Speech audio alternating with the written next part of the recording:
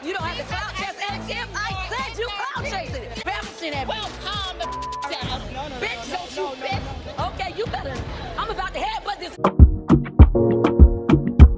Hi everyone, welcome back to my channel. Let's talk about the first episode of Real Housewives of Atlanta right now. Miss Sheree, are you going to be lying to us like that for the entire season? Nobody believes you and Martell are in love or in together. You started with all that BS.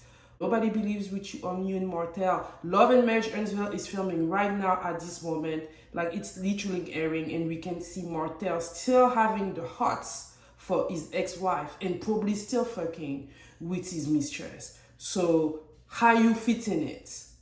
We see her opening the door for him, and she's telling us that they're having something. She's opening her heart to love, and then when the interviewer asks her if she's still in love, this is what she's saying here. In love?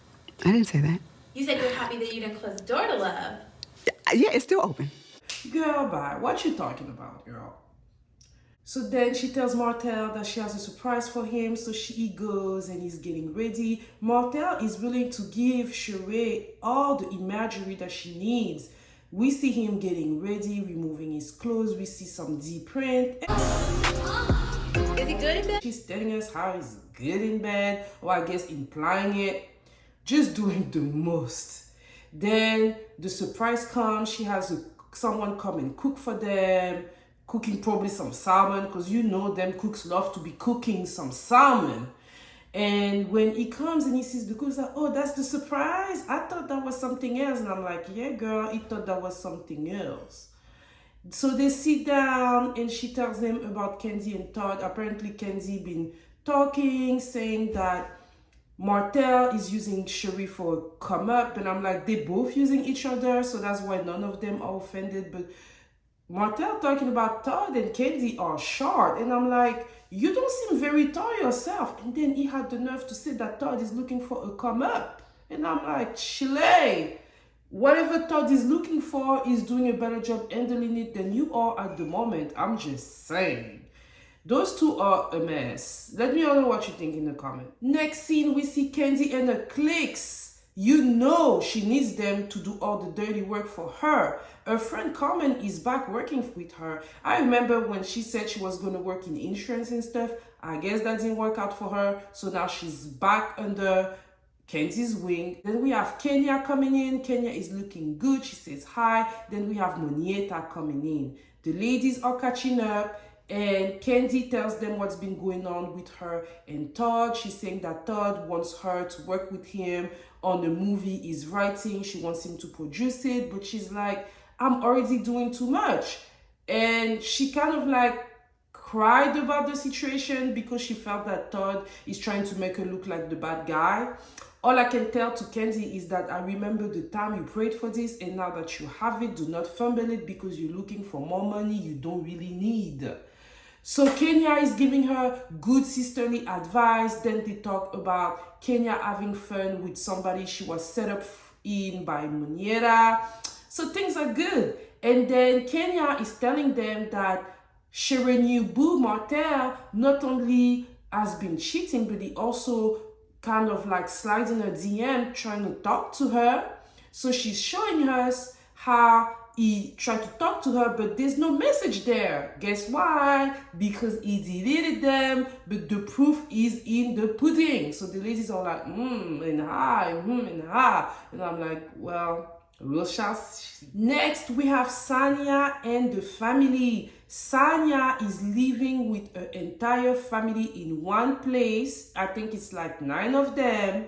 And I'm like, whoa, that reminded me in how I grew up, because I live with a lot of extra family members. We can see that there's some tension between Sanya and her sister, because her sister is complaining that Sanya does not have good boundaries. Apparently, Sanya's brother-in-law is now working for her as an assistant, and she's asking him to do a lot for her. And the sister doesn't like it because she thinks that boundary needs to be set. And a part of me is like, girl, if you want boundaries to be set, maybe you should go and get yourself an apartment. Like, what? Like, y'all are all living with each other. Obviously, y'all are codependent, right? So Tanya likes having a family working for her. She's helping them. You're like helping her, but then you're all living with her.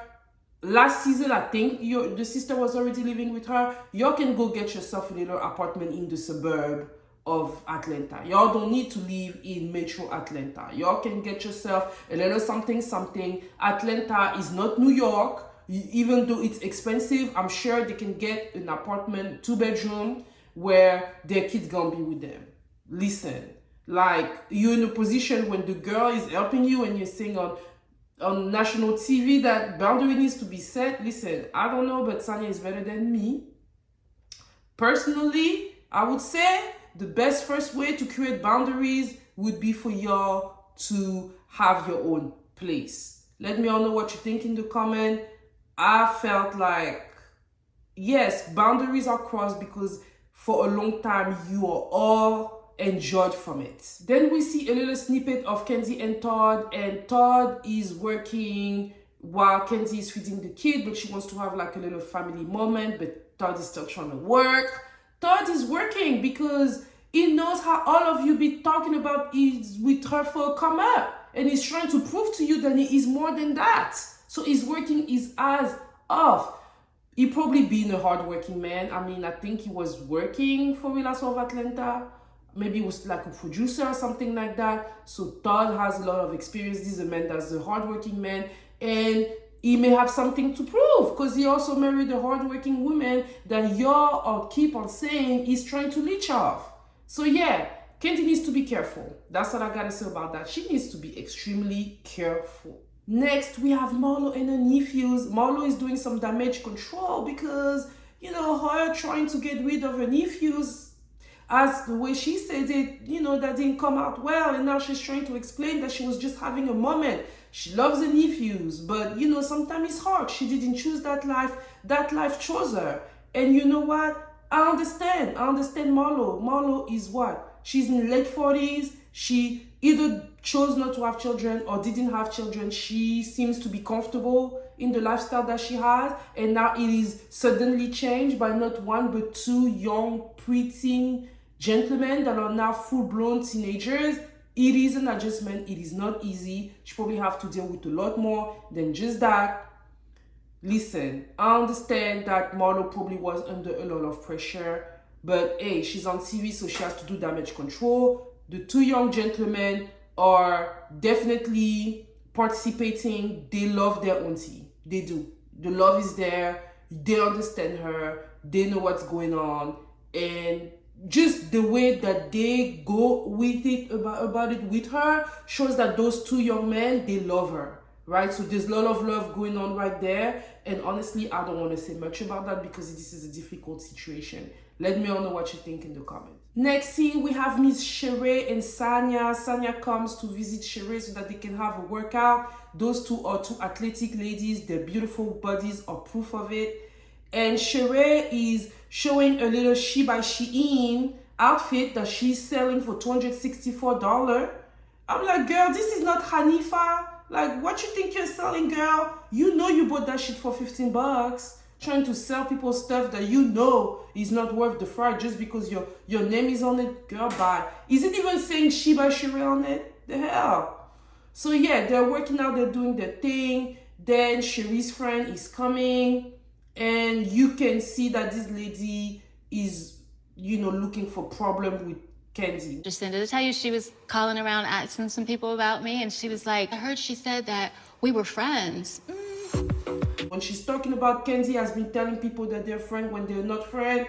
I'm like, girl, Kandi got a zillion friends. She don't need one more. I don't see her doing that. I don't think that's believable. I feel like you're making something out of nothing. And if you want a clout chase, you need to come with something more probing. Girl, we can see that she's looking for trouble. Next, we have Sanya. She's coming and looking at the venue, the birthday party. Everything is looking great. Sanya got something to prove because the first time she threw something, it was not really all that. So the lady judged her And now she got something to prove. So for her husband's 40th birthday, she's going all out. Her initial budget was $40,000 or $50,000, but now it's $100,000, a whooping $100,000. Girl, you're balling like that. I hope you didn't take debts for that party. I mean, 40 is a big deal, but girl, don't go into debt. I hope she really has it. Everybody is coming in, and we have Ralph, Drew's husband, coming in, talking about Drew cannot be there because they're having family emergency. So what are you doing here? Drew is your wife, so that's your family emergency. Like, Ralph wants a peach. That's what he wants. He wants to be the star. Remove Drew, put him. That's what he wants. And everybody coming in. And at some point, we have Sheree's friend here trying to talk to Kandi about the whole, you said you're my friend, but I don't know you. I don't have the clout chase. Bob to your head with this whole, you don't have the clout chase. And Kim, I said you clout chasing. Never said you clout chasing. At me. Well, let's bring it down. Well, stop bouncing at me. Well, calm the down. Bitch, don't you bitch. Okay, you better. I'm about to headbutt this bitch. And I'm like, what? This is 16-year-olds at best type of like fighting. I wasn't even fighting about somebody being my friend at 16. So imagine those old broads talking about that. That lady was a lot. She was clout chasing, and I think Kandi was annoyed, and that's why she was like ready to just swat her. Yeah, that lady was doing the most. Like, what? Like, why you come at Kandi like this? Like, talking about what? Then you think you like her, but you don't like her, but you do it. What? Nah, that was you, girl. You look bad on TV. You look extremely bad. And then we have Sanya coming with her husband. Her husband is a fine man. He's a fine man. And then we have Martell coming in with Sheree, and Kenya is like, ooh, child, I'm gonna tell her what, you know, is in the news. I'm gonna tell her. You should know that he did slide into my DMs before. Let me see it. As a friend, I just want somebody to be honest with me. What? He's here. Why don't I call him over here? Sheree's not even surprised because Sheree don't care. That was so anticlimactic. And Sheree was like, well, he here, so you can ask him yourself. Let's ask him. And I was like, yeah, Sheree don't care. I'm like, Kenya, girl. It would have worked if Sheree even cared. But we all know that stuff is fake. And that ended there. And all I can say is that for a first episode of Real Housewives of Atlanta, that was okay. That was pretty good. Even though we know some part of fake, I thought they did a good job. You know, I think that we can work with what they're offering. And I will be reviewing the rest of the season. And for those of you that are new, hey, welcome. And I invite you to, you know. And for those of you that have been here with me, supporting me, thank you all so much. And I will see you all next week. Bye-bye.